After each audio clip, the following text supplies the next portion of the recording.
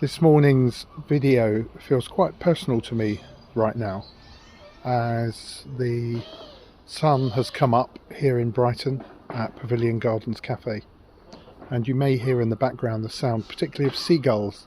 There's one there, and there are pigeons everywhere as well, and squirrels. And it's something that I think since the very first day of the Fringe that I've noticed, and I've only really noticed its harm. I'm not sure I really see it doing any good at all, and that is the process of demonisation.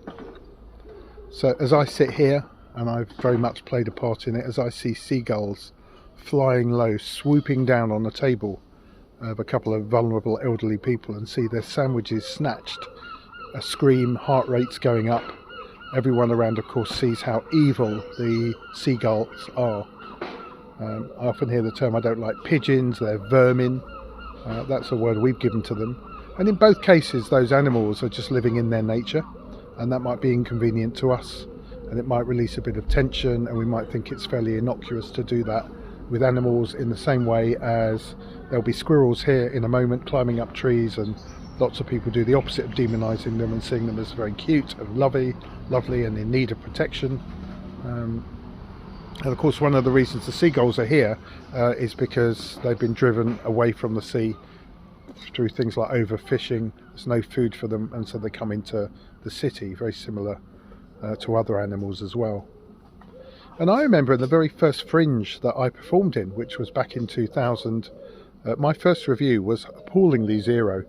I won't mention the magazine, and they said some pretty nasty things about me. They had never met me, but that review demonised me, and I was so relieved to get a lot better reviews within a day or so.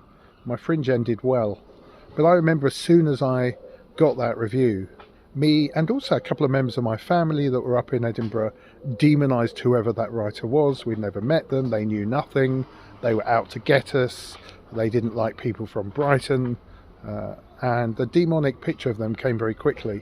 And it's only if you can get the nuggets from the review and realise that's a human being, no matter how flawed, just trying to write to a deadline. The demonisation might release a bit of tension in us, but I don't think it does us good. And it's better to either move on, try and get the value from the review, if there is any, but not waste too much time picturing somebody as a monster. And I think that happens with scale, and it happens with scale at Fringe festivals that can even be as small as 50 shows, as what happens is the organisation running it becomes a machine, feels the pressure to meet its key performance indicators, goes into a mode of pretending to be neutral, and yet seeing success as defaulting to the idea that the people around them are a problem to solve. That's the first demon. The second one is to assume bad intentions and look for evidence of badness in order to feel that we're the good guys. And defining yourself as not a demon by defining other people as a demon and not being aware of that bias can lead to all kinds of dangerous outcomes, particularly if your role is to be neutral. And I just encourage everybody here, I mean, we're looking at Fringe Review at covering a few Fringe festivals. There'll be Camden Fringe coming up, there'll be Edinburgh Fringe coming up, is that the reviewers on our team are encouraged never to demonise, never to feel irritated with somebody. And then they might, for example, stand-up comedians be using material that you disagree with. And lines of disagreement with people are really important, but as soon as they quickly, perhaps too quickly, become lines of disapproval, that's when demonisation kicks in. And that's when reviews can be really cutting, not because of the evidence that's there, but because of the attitude that even the reviewer is not aware of, is that they're looking to damn the reviewer. And damning and demonisation, I think, run very close together. I think ultimately it does damage. Ultimately, it means that when you are actually confronting genuine bad doing, genuine unacceptable behaviour, you can't see it, and you even avoid it, and you can't tell the difference between your own bias and your where suddenly, for example, a reviewer, instead of being a reporter and a critic, turns into some kind of detective or prosecutor. and the review becomes a prosecution of the other person. And I think it happens with reviews, and that then leads to kind of revenge behaviours where you get mutual demonisation going on. And in some cases the reviewer isn't demonising at all, they're writing what they believe to be a fair review. Even the one that gave me that big round zero. And so that's what they're doing, and demonising them simply takes you away from what's really going on. So I think demonisation means you lose objectivity. And ultimately, when too many people start doing it, the whole system starts to degrade. And it means that the people who genuinely are calling out a behaviour that might not be okay, that doesn't get heard, and their experience doesn't get properly honoured. When you demonise, what happens is your burden of acceptance of other people as they are goes so down low that you don't realise the default. And what that means is you start by assuming the bad in everybody. You start by assuming the bad in other people. You don't realise that certain things then trigger you, particularly biases.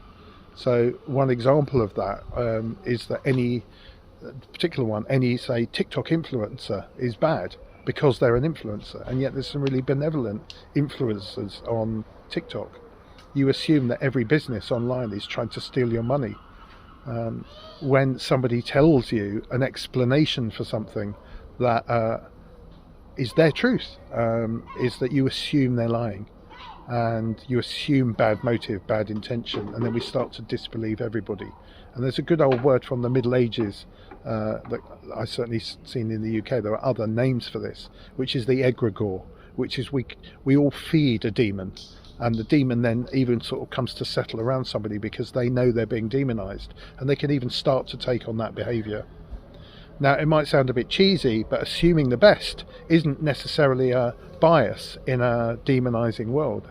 Assuming the best and then looking for objectivity and trying to come to the neutral objective place is a way of rebalancing a world that tends to be cynical, tends to start with disbelief, tends to start with assuming that someone's motives are bad. The danger of that is that if you've demonized somebody and that person is trying to be undemonized, the burden of proof makes them feel like they're on trial instead of a genuine inquiry and a conversation that might lead to coming back to the real middle ground where objectivity might be found. Over time, at the Fringe, when people are doing that, it ultimately, I think, tends to rebound on them, because partly they might know they're doing it, partly because they've been practicing it, they demonize themselves, they actually become a version of the people, the situations they're demonizing, and that can just lead to illness, it can lead to you being depressed. And the only way to stop it is to stop it. The only way to do that is to be balanced and is to ask open questions and be open to the answers, and to err on the side of caution when it comes to disbelief. That doesn't mean that you lose your grip on reality, but it certainly means in, say, Fringe festivals, that if we're running a Fringe, we mustn't see everybody as badly intentioned, and we mustn't ultimately assume that if anything is suspicious, it's therefore probably some dark behaviour behind it. It's already kind of guilty. And I invite everybody who's going to any Fringe festival this year to begin with openness and neutrality and an assumption that we won't always get the answers. That ambiguity sometimes, and not knowing, even though that's inconvenient, is a much better place, a moral place, than to start with demonising people. Any thoughts on that? Most welcome.